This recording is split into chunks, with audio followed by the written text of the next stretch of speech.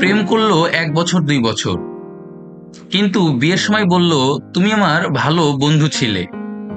এমন কেন হয় জানেন?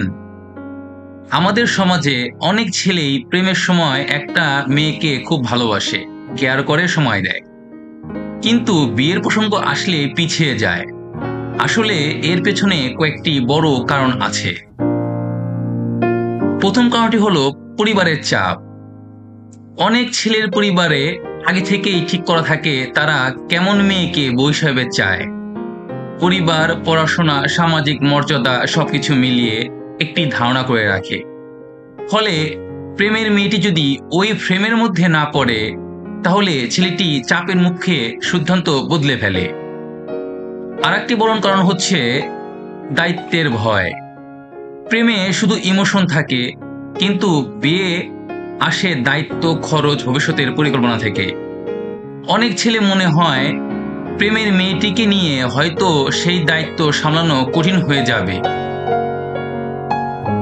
আরেকটি কারণ বলতে চাই, অগ্রাধিকারের পরিবর্তন। সময় যত যায় ছেলেদের জীবনের লক্ষ্য আর পছন্দ বদলাতেই থাকে। কখনো ক্যারিয়ার, কখনো স্থিতি, এমন অনেক কারণে প্রেমিকাকে বাদ দিয়ে অন্য কাউকে বিয়ে করে ফেলে। আরেকটি গুরুত্বপূর্ণ বিষয় বলবো, সেটি হলো সমাজের দৃষ্টিভঙ্গি। প্রেম করে বিয়ে করলে সমাজ কি বলবে, এই ভাবনা অনেক ছেলেকে পিছিয়ে দেয়, বিশেষ করে গ্রাম বা কনজারভেটিভ পরিবারে। আসুন আমরা দেখি ইসলামিক দৃষ্টিভঙ্গি। ইসলাম বলে যদি কারো প্রতি ভালোবাসা থাকে এবং উভয় পক্ষ রাজি থাকে, তাহলে বিয়ে করাই উত্তম। কারণ দেরি বা সিদ্ধান্ত বদলের মাধ্যমে অন্যায় হতে পারে।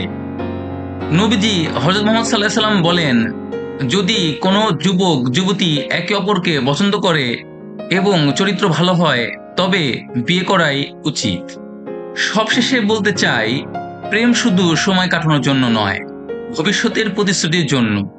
তাই ছেলেদের উচিত শুরু থেকে নিজের উদ্দেশ্য পরিষ্কার রাখা, আর মেয়েদের উচিত শুধু কথা নয়, কাজে বিশ্বাস করা।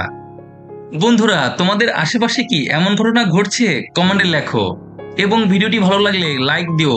আর এমন আরো ভিডিও পেতে চ্যানেলটি সাবস্ক্রাইব করে রাখো।